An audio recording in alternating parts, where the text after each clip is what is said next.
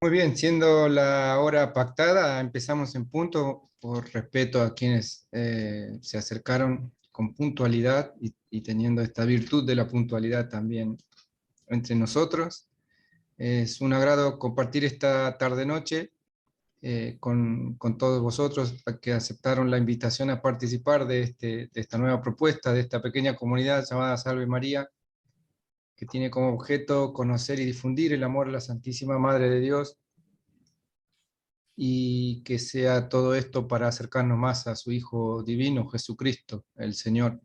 Así que en esta oportunidad agradezco inmensamente la atención y el tiempo que nos va a dedicar el Padre Miguel Martínez, a quien ya le doy la bienvenida y le agradezco enormemente por habernos acompañado en estos días con este aprendizaje, con este profundizar también nuestros conceptos en cuanto a la fe católica y particularmente a la Santa Misa. Así que bienvenido, Padre Miguel. Muy bien, muchas gracias. Gracias, Ricardo. Es un gusto poder compartir con ustedes esta clase. Bueno, entonces, cuando te parezca, podemos Sí, comenzar. Sí. hacemos una oración de comienzo, si le parece. ¿Cómo no? En nombre del Padre, del Hijo y del Espíritu Santo. Amén. Ven, Espíritu Santo, llena los corazones de tus fieles y enciende en ellos el fuego de tu amor. Envía, Señor, tu Espíritu y todo será creado y se renovará la faz de la tierra. Oh Dios, que aleccionaste los corazones de tus fieles con la ciencia del Espíritu Santo, haz que guiados por este mismo Espíritu saboremos la dulzura del bien y gocemos siempre de su divino consuelo. Por Cristo nuestro Señor. Amén. Amén. En nombre del Padre, del Hijo y del Espíritu Santo. Amén.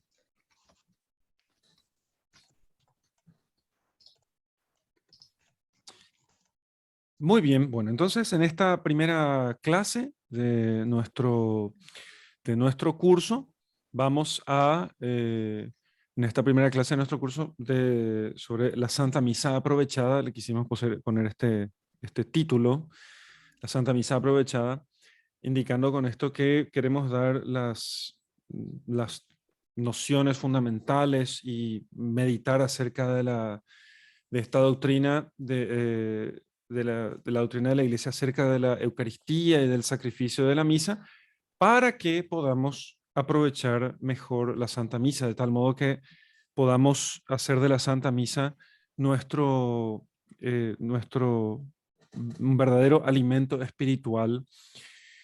La Santa Misa ciertamente siempre es alimento espiritual para nosotros, siempre, pero si nosotros pudiéramos, si nosotros conociéramos bien la Santa Misa y entendiéramos su misterio, o bueno, no se puede entender un misterio, lo que podemos hacer nosotros es entender algo más de este misterio.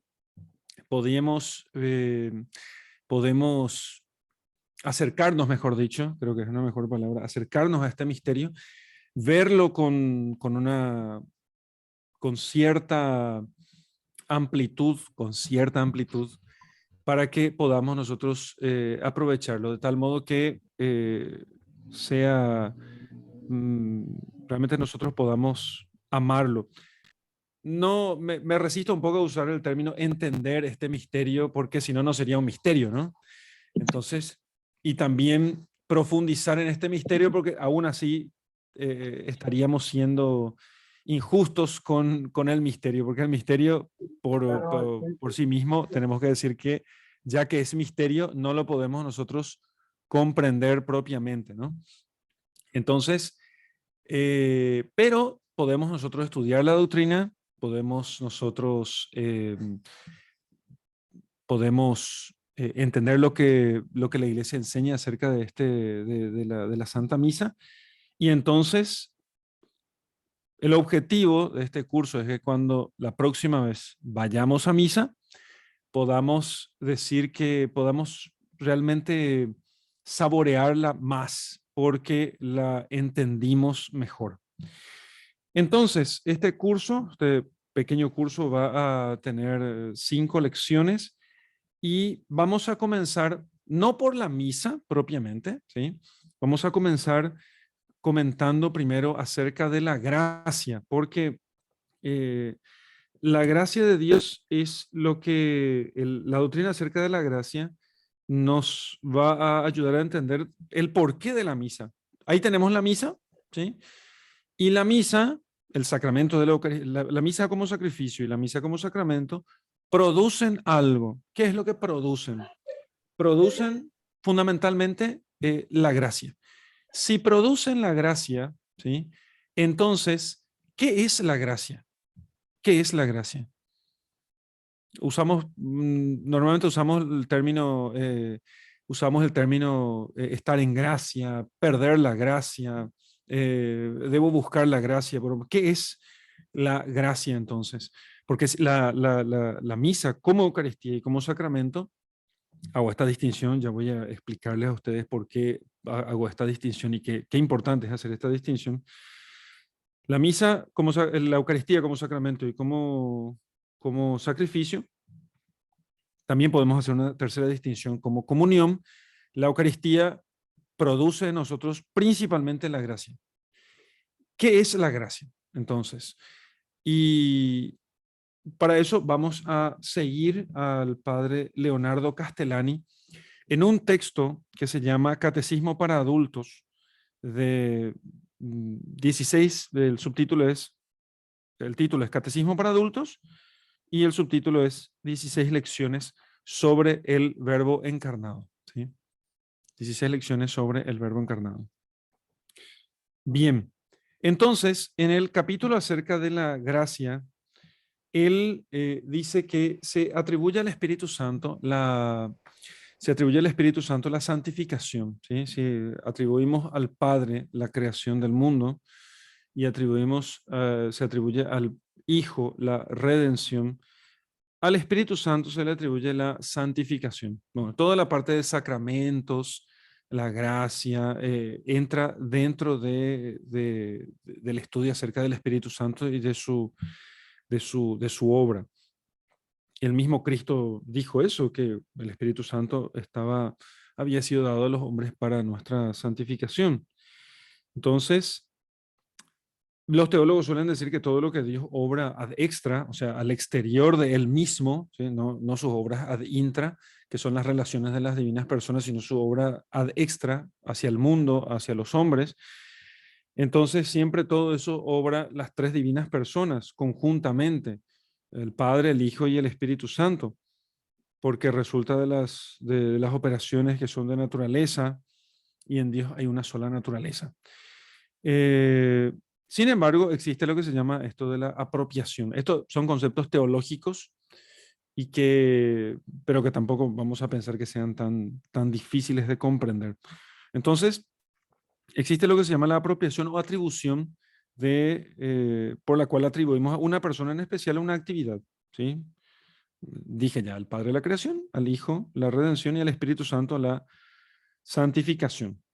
Cristo mismo nos dio el ejemplo. Y el ángel de la Anunciación dijo a Nuestra Señora, el Espíritu Santo vendrá sobre ti, ¿sí? Y el Espíritu Santo vendrá sobre ti para santificarte, para ungirte, para hacer su obra. Así entonces la Iglesia también atribuye al Espíritu Santo la justificación o el perdón de los pecados, las obras meritorias. El hecho de que nuestras obras tengan algún mérito es gracias al Espíritu Santo, ¿sí? No tiene ningún mérito nuestras obras porque sean buenas o porque sean hechas por nosotros, sino únicamente porque el Espíritu Santo está en nosotros. Y en general, todo lo que pertenece a la gracia es obra del Espíritu Santo, ¿sí? La gracia entonces es el principio de la santificación. Veamos esta palabra gracia, en qué consiste la palabra gracia, ¿sí? Significa 4 cosas por lo menos, la palabra gracia. Significa primero belleza. Una persona tiene gracia, tiene belleza. Significa agrado, me cae en gracia, ¿eh? O no me cae en gracia. Usamos el término así, ¿no? También significa un bien, como una persona agraciada es una persona que tiene bienes, no solamente me refiero a los bienes espirituales, también bienes materiales. Y también se entiende gracia como don gratuito, un don gratuito. Un don gratuito, un don santificador producido en nosotros por la presencia de las divinas personas. Por ejemplo, dice el libro de los Proverbios, falaz es la gracia, vana la hermosura, la mujer que teme a Dios, esa será alabada. Refiriéndose justamente a la belleza. Y en San Lucas, en el capítulo 1, dice, María, has encontrado gracia delante del Señor. ¿Sí? Rezamos todos los días eso. Así que, don gratuito. San Pablo dice, por él, por Cristo, recibimos la gracia y el apostolado.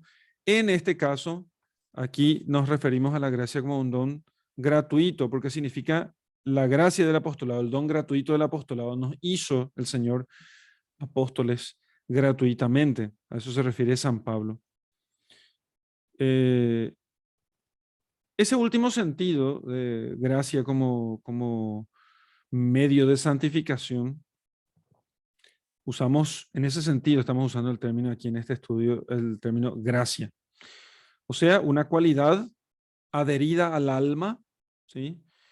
Un hábito, a eso se refiere hábito. Cuando en filosofía escolástica y en filosofía clásica y cuando en teología hablamos de hábito, el hábito es una cualidad permanente, adherida al alma.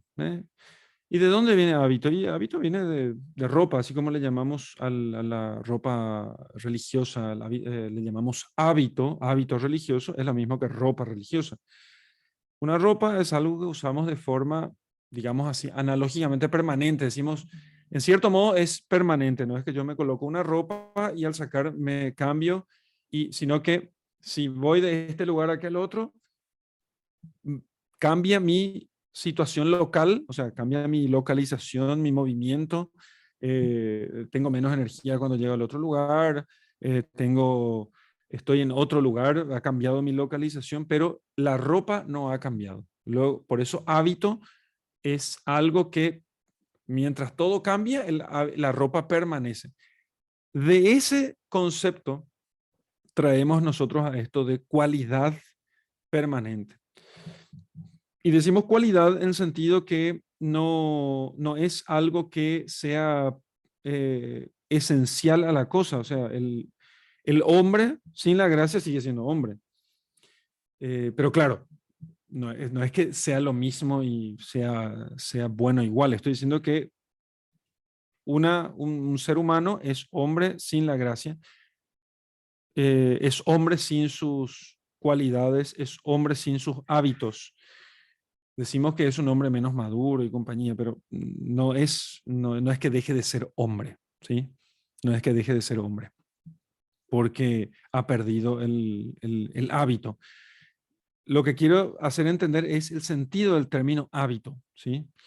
Entonces, es una cualidad permanente, pero adherida desde afuera al alma, en este caso, al alma. Entonces, la gracia es una cualidad del alma, no extrínseca, ¿sí? Como la ropa en este caso, más bien es una cualidad intrínseca, ¿sí? ¿Qué significa?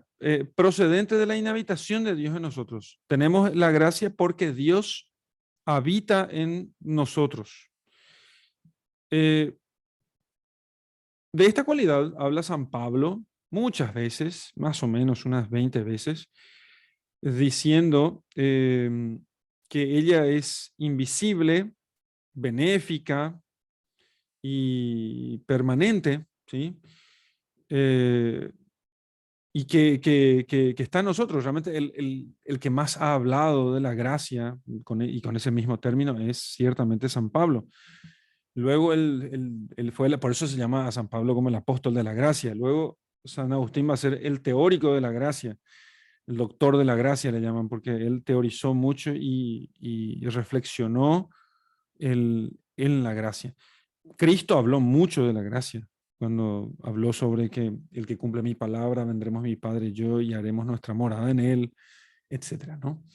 Entonces, yo soy la vid y vosotros sois los sarmientos, indicando que la gracia era como esa savia que iba de él hacia las ramas Nosotros somos como los sarmientos, las ramas, podríamos decir. Y entonces la gracia es aquello que fluye de Cristo hacia nosotros y que nos vivifica, que nos hace vivos. La gracia nos hace en esta vida, nos hace participar de la vida divina. Y el efecto de la gracia en este mundo es hacernos participar de la vida divina y su fin o su conclusión final es la visión de Dios.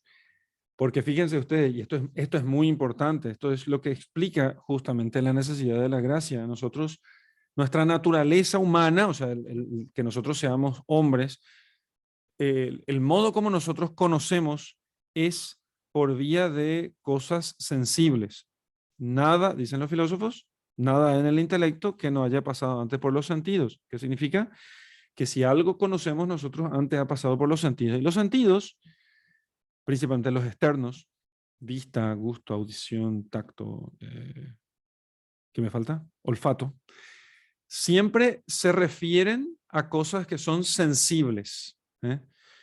Entonces, siempre se refiere a cosas que son sensibles, materiales. Entonces, nosotros conocemos primero el sensible, la cosa material, y luego entonces entendemos eso gracias a lo que se llama el proceso de abstracción. Yo no meto, por así decirlo, esta taza a mi cabeza. Para que yo conozca esta taza, yo la veo, abstraigo el concepto y lo que tengo en el espíritu, en la mente, digamos así, en la inteligencia, es el concepto de la taza. Ese es el modo como nosotros conocemos y así siempre va a ser, ¿sí? Pero resulta ser que Dios nos prometió verle. ¿Cómo vamos a ver a Dios si es que nosotros no podemos sino conocer a través del sensible? Imagínense ustedes. ¿Cómo podríamos nosotros conocer a Dios si no podemos conocer sino a través del sensible? Entonces, o sea, de las cosas sensibles. Entonces, porque Dios es invisible.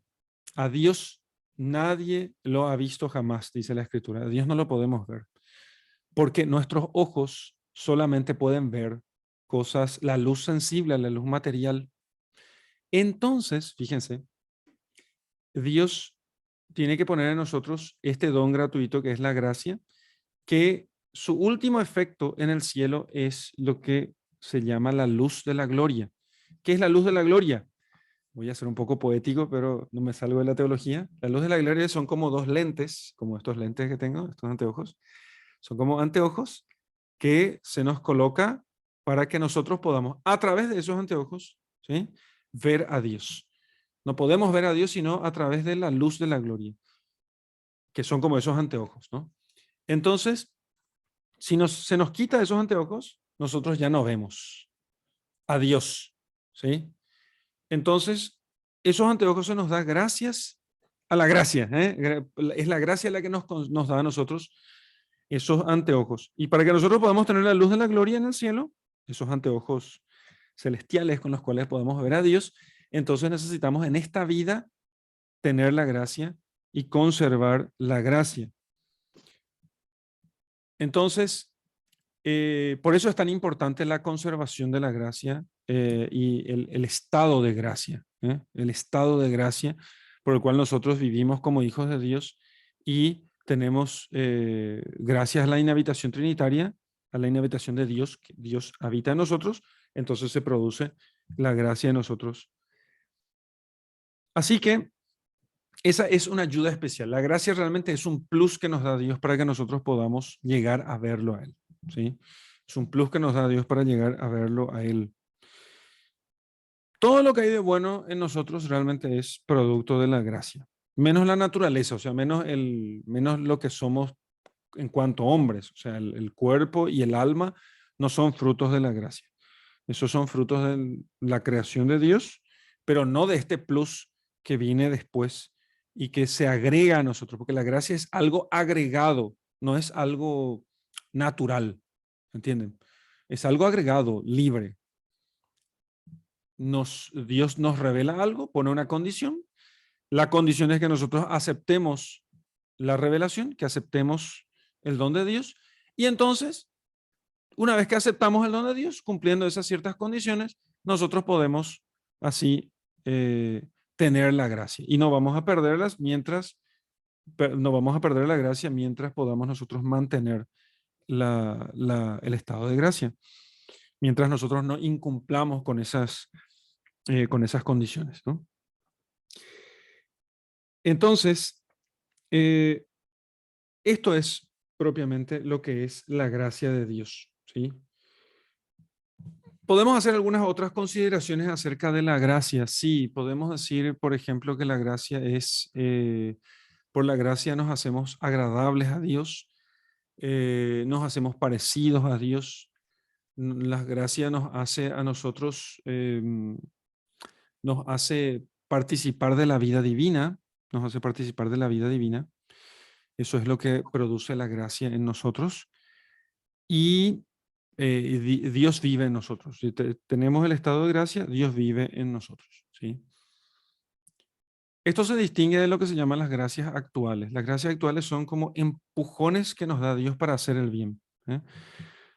Con la gracia actual, que siempre son gracias puntuales, yo rezo hoy, voy a misa, ayudo a los pobres, hice una obra de bien en casa.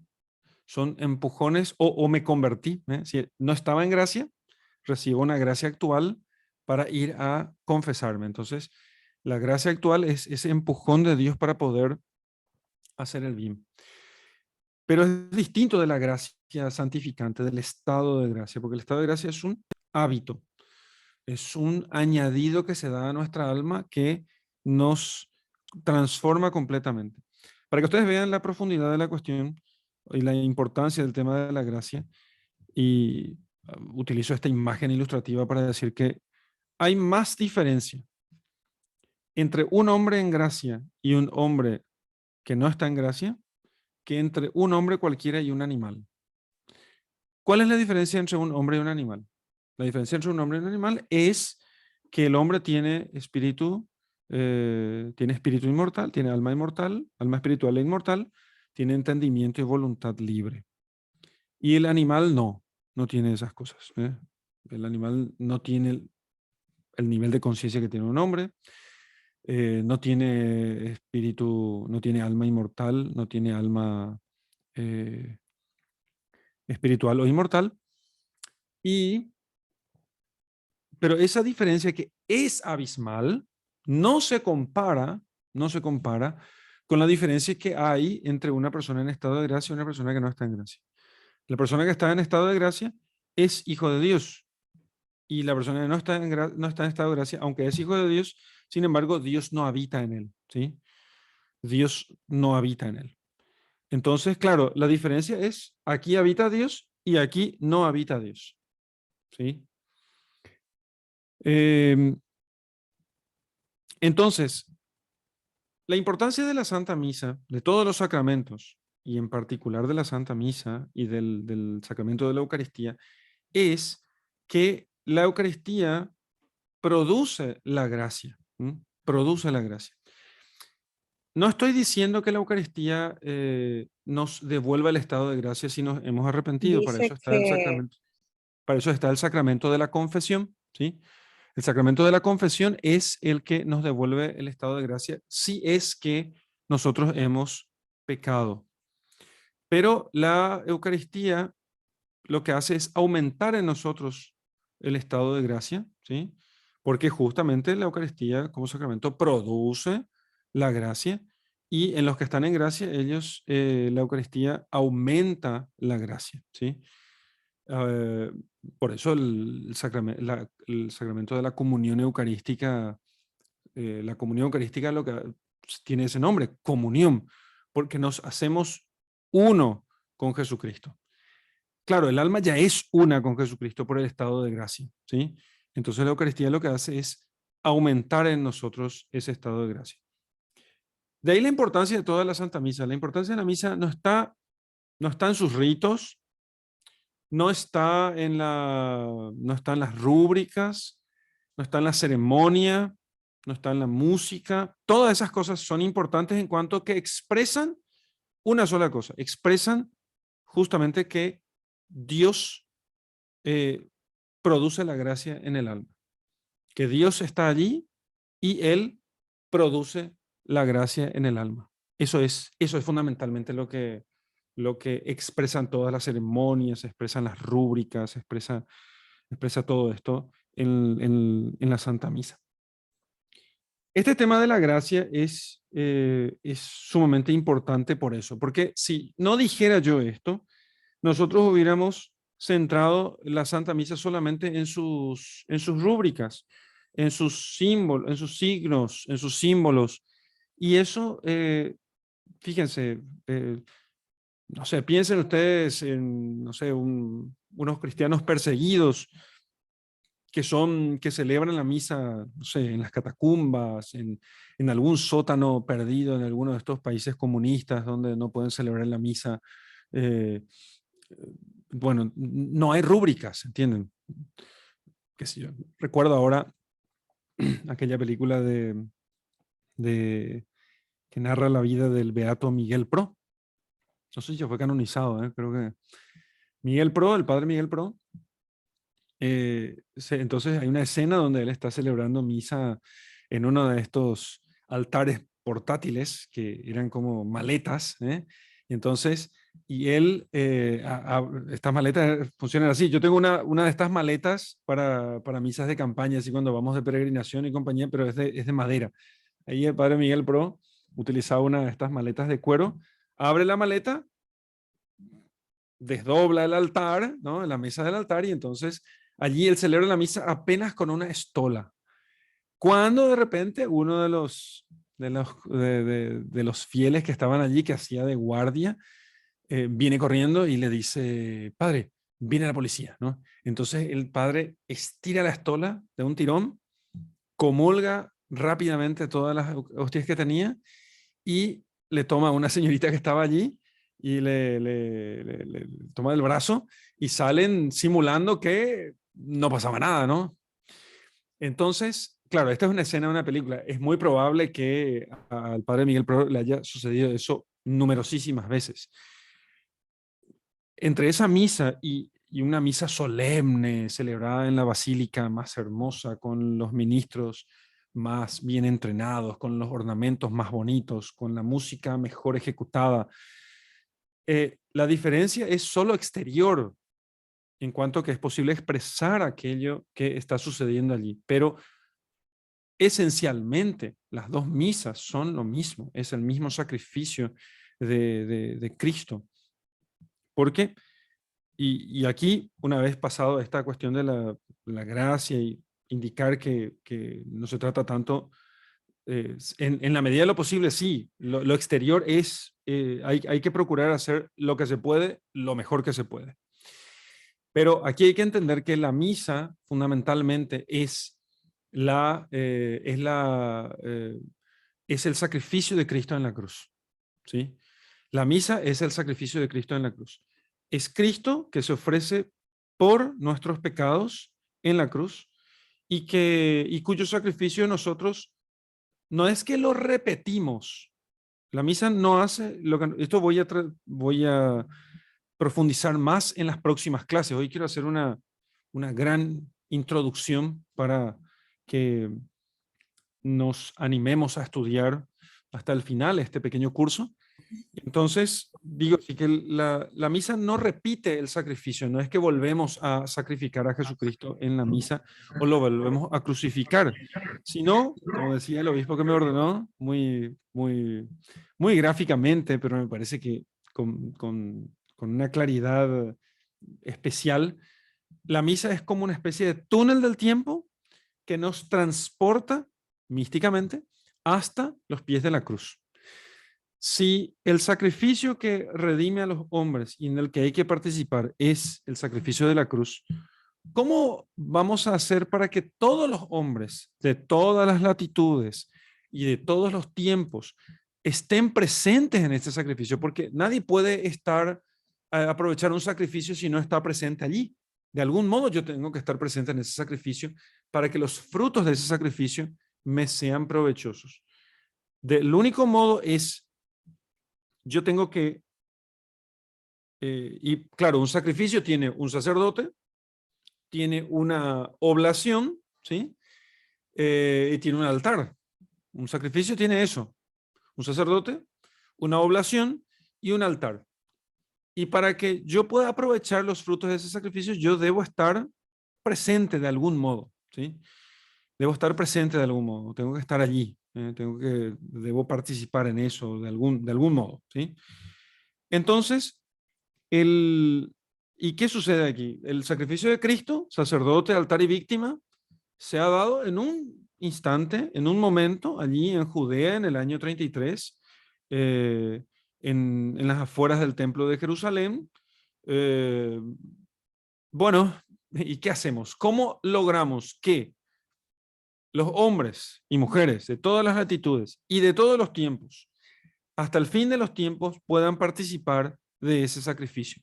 Entonces lo que debo hacer es extender el sacerdocio del sacerdote, que es Jesucristo, extender en otros sacerdotes. Por eso el sacerdote católico es otro Cristo, no porque él se crea otro Cristo, sino que él, Cristo, para que el sacrificio que yo celebro sea el sacrificio de Cristo, es Cristo el que tiene que celebrar. Entonces no queda otra, digamos así, que Cristo se reproduzca, digamos, de algún modo, en el sacerdote católico.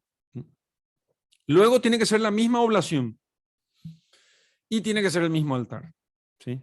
Entonces, por eso, allí donde hay un sacerdote católico celebrando una misa católica, eh, un sacerdote ordenado válidamente, celebrando una misa católica, entonces allí está Cristo como sacerdote, está Cristo como oblación, como víctima, está Cristo como altar, ¿sí? Y Cristo lo hace justamente místicamente para poder estar presente en todas partes. Y realmente nosotros participamos del sacrificio de la cruz. Nosotros no lo vemos, pero nosotros no lo vemos, pero de hecho es así, porque es el único modo que el sacrificio del Redentor de la humanidad pueda llegar hasta todos nosotros. Tiene que ser un único sacrificio. Así que, en cierto modo, se puede decir que todas las misas son iguales. Todas las misas son en la misma misa. Todas las misas nos hacen participar del mismo sacrificio de la cruz. Entonces, y al participar de este sacrificio, se produce en nosotros la gracia, se produce en nosotros la gracia, o aumenta en nosotros la gracia santificante que nos hace participar de la vida divina.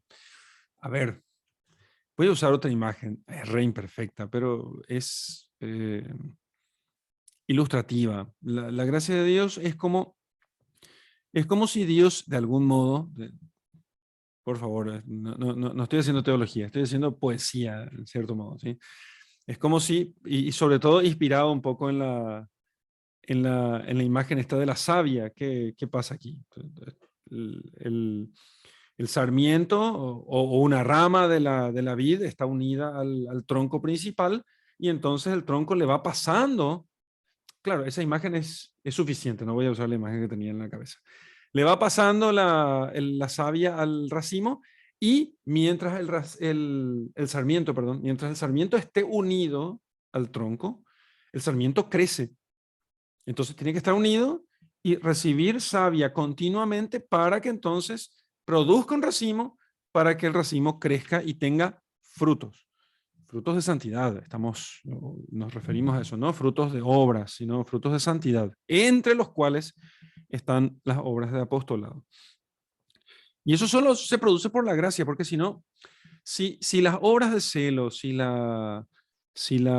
el apostolado, si la oración no es un producto de la savia que se recibe del tronco principal, entonces no es una obra de Dios.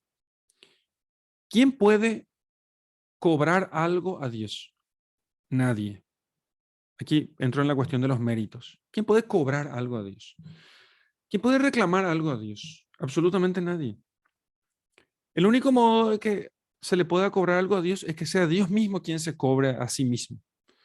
Por eso, Dios vive en nosotros para que entonces, cuando nosotros hacemos una obra buena, nosotros adquirimos méritos no por nosotros, sino porque Dios es el que está haciendo en nosotros la obra buena. ¿Eh? Dios es el que hace en nosotros la obra buena. Por eso tiene mérito delante de Dios. ¿Eh? Así que San Pablo, refiriéndose a la gracia, va a decir, si yo no tengo amor, yo nada soy. Aunque dominara las lenguas arcanas, aunque expresara el lenguaje del cielo, aunque hablara el lenguaje de los ángeles, aunque inmolara mi cuerpo en el fuego. O sea, si no tengo amor, ¿qué amor? ¿En qué consiste amor? Amor consiste en unión. Lo que hace el amor es unir. Entonces, si hay amor, lo que tenemos nosotros es unión. Y la gracia no es otra cosa que unión del sarmiento con el tronco principal. Unión del sarmiento con el tronco principal. ¿Sí? Eso es la gracia. Y ahí está la misa, allí está el sacrificio redentor y allí está la Eucaristía que se nos da a nosotros para que visiblemente, sensiblemente, nosotros tengamos la experiencia de la unión con Dios. Fíjense ustedes la delicadeza que tiene Dios con nosotros, Jesucristo con nosotros, al, al, al, al, al darnos un alimento, porque fíjense ustedes, el alimento, y con esto termino esta reflexión introductoria, el alimento, ¿qué hace el alimento? ¿Por qué elige Jesucristo un alimento para la Eucaristía? ¿Por qué elige el pan? Y con eso entonces quiere darnos a nosotros producir en nosotros la gracia a través del pan eucarístico. Porque el alimento, en cierto modo, nosotros somos lo que comemos. Somos lo que comemos. Si yo como lechuga todo el día, solamente lechuga durante un año, gordo no voy a ser, ¿no? ¿Entienden? Entonces, y si me como grasa animal, exclusivamente estoy diciendo, todos los días, entonces no seré seco de carnes, usando esta expresión de Don Quijote, ¿no? Seco de carnes no seré, yo soy lo que consumo, ¿sí? No tengo, nadie tiene diabetes porque un día amaneció y no sé qué sé yo, se levantó con el pie izquierdo de la cama. Tiene que tomar alimentos que produzcan o que se sinteticen en azúcar. ¿Sí? Aunque no tome azúcar directamente, si te comes un plato de fideos, probablemente terminarás el día en urgencias. Eso los diabéticos saben, no pueden comerse un plato de fideos así, sin más. Somos lo que comemos. Entonces, como Cristo quiere que por la gracia nosotros seamos otros Cristos, ¿sí? Entonces, su sacrificio en la cruz lo hace pan para que nosotros nos hagamos como Él, ¿sí? Para que nos hagamos como Él, ¿sí? Y podríamos hablar aquí del símbolo del pan en sí mismo, pero fundamentalmente se trata aquí de que nos hacemos como Cristo, ¿sí? Me suele preocupar, me preocupa un poco, no mucho, pero cuando escucho a alguien que dice, Padre, fui a misa, estaba en pecado, pero demasiado quería comulgar y entonces me fui a comulgar, ¿no? Entonces convierte la unión con Dios en una cosa sensiblera, ¿entienden? Sentimental, sensiblera. Y eso no es la comunión, la comunión con Dios. Realmente nosotros comulgamos porque queremos ser como Cristo, ¿entienden? Por eso nadie puede comulgar si está en estado de pecado, ¿entienden? Si no se arrepintió de sus pecados mortales, ¿sí? Porque esa es la norma mínima. Arrepentirme de mis pecados mortales y proponerme al menos no volver a caer en ellos me hace parecido a Jesucristo. Entonces puedo entrar en comunión con Él. ¿Entienden?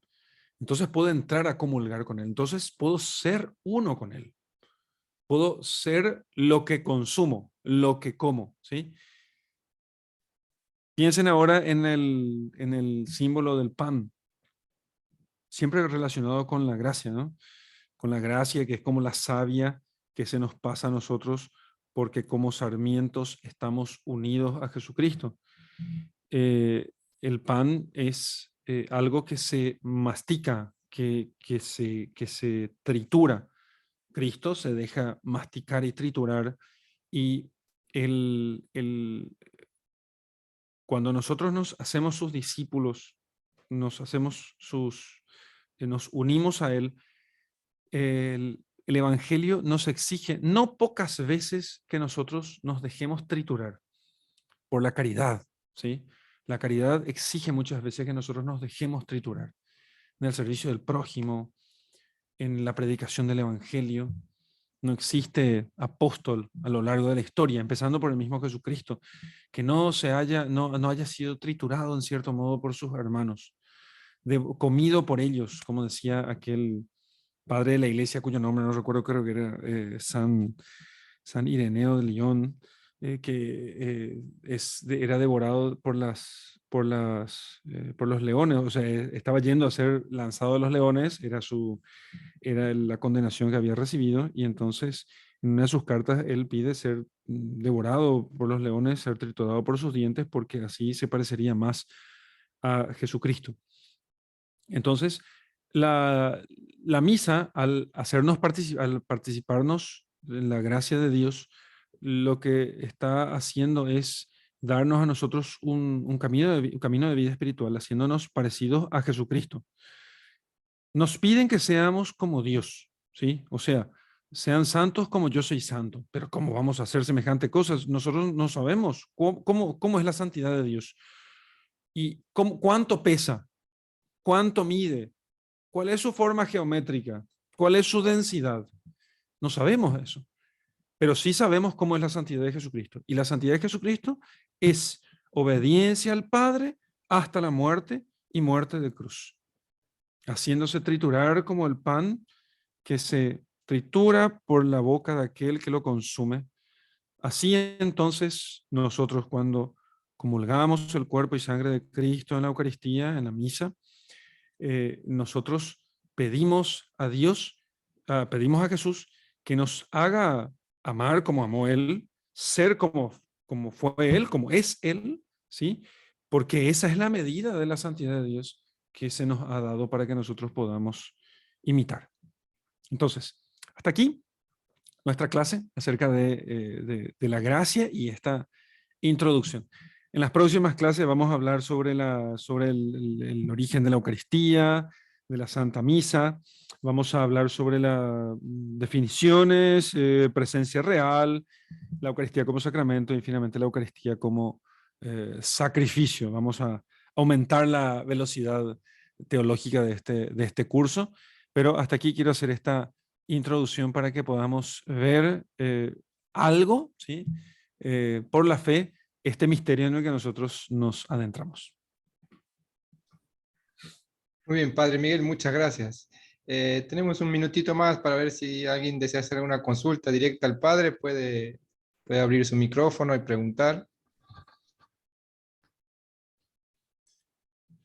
Démosle un minuto a la gente para que digiera un poco, ¿no? Porque a veces si uno tira todo, después uno dice, a ver, no se me ocurre ninguna pregunta, entonces Claro.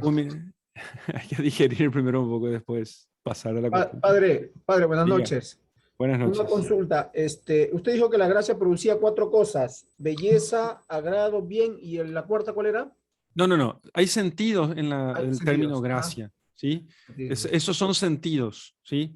Acuérdense una cosa, hay una cosa muy interesante en la comunicación, digamos así, que a veces por una educación deficiente no llegamos a desarrollar, que es esto. Nosotros conocemos no por palabras, conocemos por conceptos. La realidad, el vocabulario siempre es deficiente para poder expresar todos los conceptos que nosotros podemos llegar a ver. Claro, la mente no puede captar todo. Las cosas son verdaderas primero para Dios y luego para el hombre, ¿sí? O sea, una cosa es verdadera, eso es un principio de filosofía escolástica así fundamental. Las cosas es verdadera primero para Dios y luego para el hombre. Ahora, nosotros conocemos no por vía de palabras, sino por vía de conceptos. Entonces, Las palabras son a veces insuficientes, por eso usamos a veces una palabra para varias cosas. Decime, ¿para cuántas cosas distintas usamos el término banco? Varias, ¿ves? Y gracia usamos para, por lo menos en esta citación que hice, para 4 cosas distintas. ¿Sí? Belleza, don, riqueza, ¿sí? Y don gratuito sobrenatural, ¿sí? Entonces, ¿a qué nos referimos aquí con la gracia? Don gratuito sobrenatural. Un añadido que Dios pone en el alma y por el cual nosotros nos hacemos partícipes de la vida de Dios. ¿Entendés? Pero que no es natural en nosotros. Eso es muy importante decir. La gracia no es natural en nosotros. No es natural. ¿Sí? Nosotros no nacemos con la gracia de Dios. Se nos da la gracia. ¿Me entendés? No, y no es, además, no es una cosa que por eso es tan importante el bautismo. ¿Entienden? Por eso es tan importante el bautismo. Porque no somos hijos de Dios por participación en la naturaleza divina cuando apenas por nacer, por ser hombres. ¿Me entienden? O sea, hay gran diferencia entre un hombre no bautizado y un animal, he dicho. Pero entre un hombre no bautizado y un bautizado, la diferencia es lo que hay entre la divinidad y la humanidad. ¿Entienden? Entonces, realmente es muy grande. Perdón, me entusiasmé. Es muy grande la diferencia, ¿no? La diferencia es brutal. ¿Sí? Es brutal. Y entonces, aquí el término gracia, eso, usamos en el sentido de, pero claro, los otros sentidos también ilustran. La gracia es belleza en el alma, ¿sí? Es riqueza en el alma, ¿cierto? Tiene algo que ver, pero fundamentalmente aquí lo que nos interesa es como don añadido sobrenatural, ¿sí? Muchas gracias, padre. Por nada, y que no podemos, y fíjense, y que una consecuencia importante del hecho de que sea un don añadido sobrenatural es que nosotros no podemos conseguirlo por nuestras propias fuerzas. Cuando alguien me dice, ¿qué tal, padre? ¿Cómo te va? Papá, yo no me voy, yo rezo en casa, no me voy a misa. Yo rezo en casa, no me voy a misa. Entonces yo suelo decirle, esto está súper ensayado, años de vida sacerdotal y práctica para fastidiar o fustigar, mejor dicho, a los pecadores, me ha dado desarrollar ciertas expresiones interesantes. ¿En serio? O sea, no vas a misa. Entonces, mira, si la misa no es importante, ¿para qué murió Jesucristo? No sé, seguramente vos tenés alguna idea, pero ¿para qué murió Jesucristo? Entonces, ¿no querés decirle a Jesucristo de mi parte que de balde instituyó la Eucaristía? Porque seguramente tenés alguna idea mejor. Claro, los pobres quedan así. No quise decir esto. No, lo que pasa es que seguramente sos mucho mejor que Jesucristo y te habrá enviado Dios. Vos tenés algún modo de producir la gracia en vos. Porque si solamente rezas en tu casa, eso no te, ¿quién te dice que eso te da la gracia? Nadie, ¿no? ¿Quién nos asegura semejante cosa? ¿Quién te prometió? Te hablaron los ángeles. ¿Se te apareció un ángel? No. Entonces, lo único que tenés son los sacramentos. Bueno, me parece que es lógica demasiado evidente, o sea, es como, no sé, ¿te moja el agua o no te moja? Me moja, bueno, entonces ya está, creo. Veo que hay unas preguntas allí en el chat. Justamente Smailín preguntaba a dónde poder leer y compartí, padre, el libro del PDF de padre Castellani, que catecismo. Sí. Tiene muchos conceptos teológicos. Yo no quiero que se decepcionen. Si son novatos en la fe, no les recomiendo tanto. Él dice, estos son sus apuntes de clase, pero claro, esto eran apuntes para gente universitarios conversos. Entonces, intenten. Hay cosas más simples.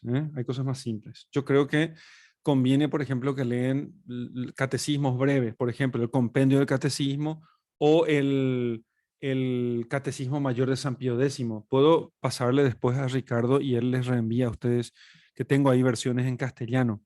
Pero creo que tengo esto y también les voy a dar, no le estoy negando el texto, voy a enviar a Ricardo, tengo que buscar, porque no sé dónde está ahí en mi biblioteca en PDF, y les envío y lean, por supuesto, libremente, nadie les prohíbe.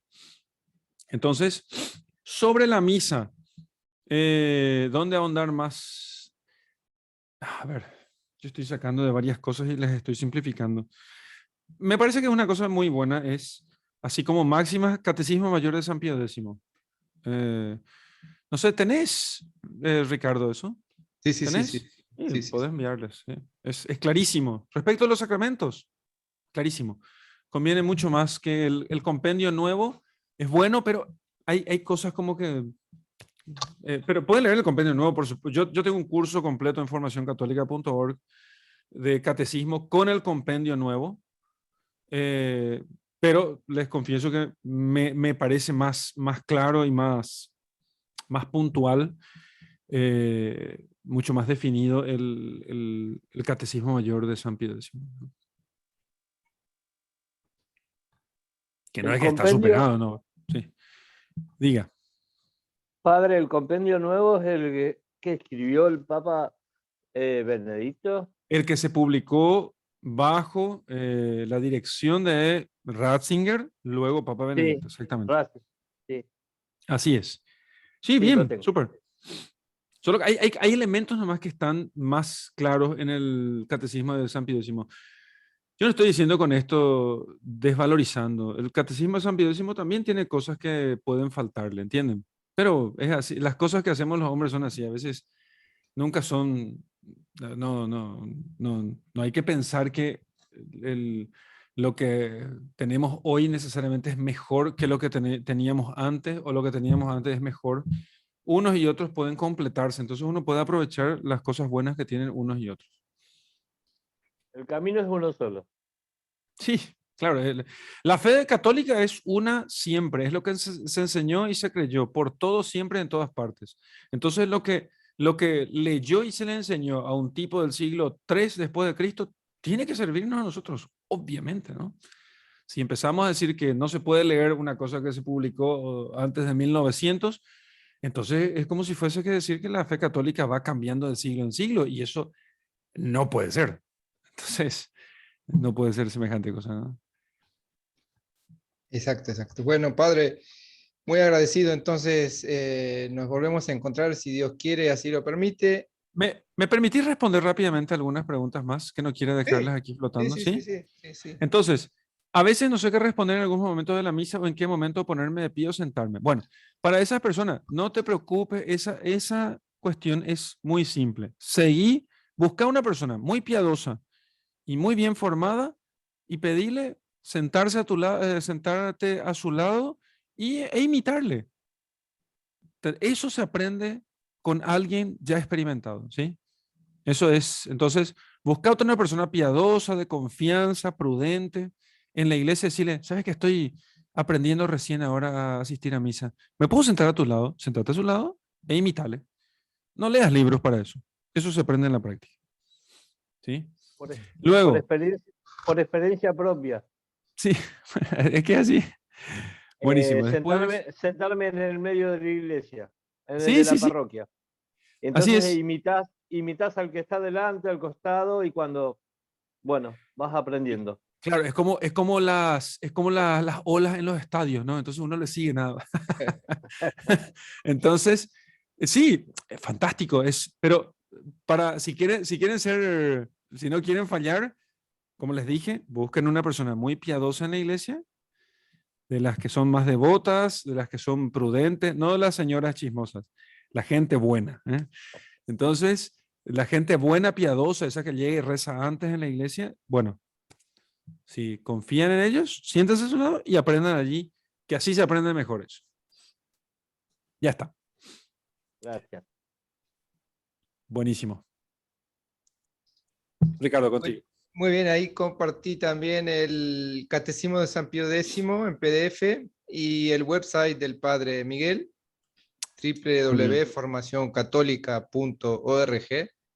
Así pueden visitar y conocer más sobre todos los contenidos y todos los cursos y muchísimo videos y que tiene desarrollado hace varios años ya el padre Miguel.